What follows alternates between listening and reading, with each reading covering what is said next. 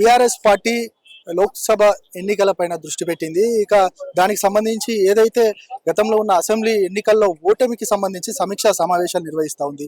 దీనికి సంబంధించి ఇక పార్లమెంట్లో అత్యధిక స్థానాలు గెలుపొంది ఖచ్చితంగా దేశంలోనే అదేవిధంగా ఇటు రాష్ట్రంలో కూడా కార్యకర్తలకు ఒక మనోధైర్యాన్ని ఇవ్వడానికి ఇక సమీక్షా సమావేశాలు నిర్వహిస్తుంది. దీనిపైన ఈ రోజు పెద్దపల్లికి సంబంధించి సమీక్షా సమావేశాలు నిర్వహించింది. పెద్దపల్లికి సంబంధించి ఎలాంటి ప్రతిపాదనలు వచ్చినాయి నిజంగా కార్యకర్తల నుంచి, ఇక అన్ని విషయాలు మాట్లాడడానికి ప్రస్తుత ఎంపీ వెంకటేష్ నేత మనతో పాటు ఉన్నారు. సార్ చెప్పండి, ప్రస్తుతం ఈ రోజు సమీక్షా సమావేశాలు నిర్వహించారు, ఏ ప్రతిపాదనలు మీ ముందుకు వచ్చినాయి?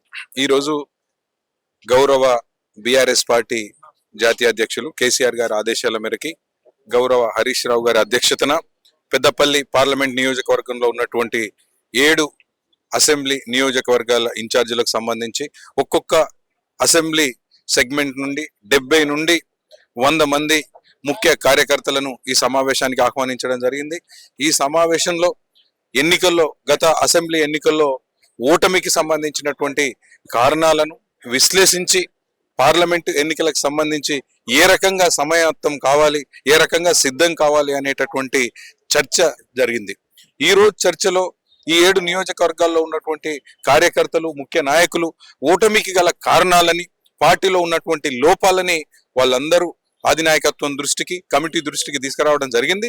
కాబట్టి మేము ఈ ఓటమికి గల కారణాలన్నింటినీ విశ్లేషించుకొని రేపు పార్లమెంటు ఎన్నికలకు సంబంధించి ఒక పరిపూర్ణమైనటువంటి ప్రణాళికను తయారు చేసి పార్లమెంటు గెలుపు దిశగా ప్రయత్నం జరుగుతుంది. కాబట్టి మేమందరం కలిసికట్టుగా ఏ రకంగా ఈ లోటుపాట్లని అధిగమించి అత్యధిక సీట్లని తెలంగాణ రాష్ట్రంలో అత్యధిక ఎంపీ సీట్లను కైవసం చేసుకోవాలో ఆ ప్రణాళికను రూపొందించేటటువంటి క్రమంలో కార్యకర్తల నుండి జరిగినటువంటి లోటుపాట్లను, అక్కడి నుండి చేయాల్సినటువంటి అంశాలను, పార్టీ పటిష్టత గురించి, పార్లమెంటు ఎన్నికల ప్రణాళిక గురించి చర్చించడం జరిగింది. సార్, ఒకటి రాజకీయ వర్గాలలో ఒక పెద్ద ఎత్తున చర్చ జరుగుతూ ఉంది. పెద్దపల్లి పార్లమెంటు స్థానాన్ని మారుస్తారు, ఇక పూర్తిగా బాల్క సుమన్ కు లేదంటే మాజీ మంత్రి కొప్పుల ఈశ్వర్ కి ఇస్తారనేది ఒక ప్రచారం జరుగుతుంది. దీన్ని మీరు ఏ విధంగా?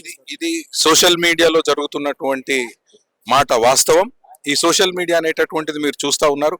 ఎక్కడ కానీ మా పార్టీ అధ్యక్షులు కానీ, వర్కింగ్ ప్రెసిడెంట్ కానీ ఈ పార్లమెంటుకు సంబంధించినటువంటి అభ్యర్థుల గురించి అధికారికంగా, అనధికారికంగా ఇంతవరకు ఎక్కడ కూడా డిక్లేర్ చేసినటువంటి సందర్భం లేదు. కాబట్టి అది సోషల్ మీడియాలో జరుగుతున్నటువంటి ప్రచారం అని నేను భావిస్తా ఉన్నాను. మీరు అంటే పార్లమెంట్ సెషన్ లో కూడా చాలా యాక్టివ్ గా ఉన్న పరిస్థితి కనబడతా ఉంది. మిమ్మల్ని మార్చాల్సిన పరిస్థితి ఒకవేళ అధిష్టానానికి వస్తుందంటారా, లేదని అంటే మీరు ఈ ప్రతిపాదన మీరేమైనా అధిష్టానం నుంచి మీకు ఏమైనా ఈ విధమైన స్పష్టమైన సంకేతాలు ఏమైనా వచ్చినాయా? అధిష్టానం నుండి ఇంతవరకు నాకు ఎలాంటి ఆదేశాలు కానీ, ప్రతిపాదనలు కానీ రాలేదు. ఖచ్చితంగా నేను ఒక గ్రూప్ 1 అధికారిగా 19 సంవత్సరాల అత్యున్నతమైనటువంటి సర్వీస్ ని రాజీనామా చేసి ప్రజా జీవితంలో నేను పుట్టినటువంటి ప్రాంతానికి, నేను పెరిగినటువంటి ప్రాంతానికి, నా ప్రజలకు సేవ చేయాలనేటటువంటి సంకల్పంతో రాజకీయాల్లోకి రావడం జరిగింది. తదనుగుణంగా గౌరవ కేసీఆర్ గారు ఇచ్చినటువంటి బాధ్యతలను, ఇచ్చినటువంటి ఆదేశాలను పార్లమెంటులో తెలంగాణ రాష్ట్రానికి రావాల్సినటువంటి నిధులను కానీ, హక్కులను కానీ, ఆంధ్రప్రదేశ్ పునర్విభజన చట్టంలో పేర్కొనబడినటువంటి అంశాలన్నింటి మీద యుద్ధం చేసినటువంటి మాట వాస్తవం.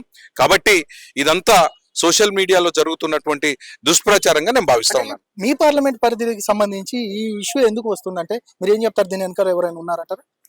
ఇది దుష్ప్రచారం మాత్రమే. ఈ రోజు సోషల్ మీడియాలో ఎందుకు వస్తుంది, ఎందుకు రావట్లేదు అనేటటువంటిది నేను ఇప్పటి వరకు దాని మీద విశ్లేషించలేదు, దాని మీద ఫోకస్ చేయలేదు.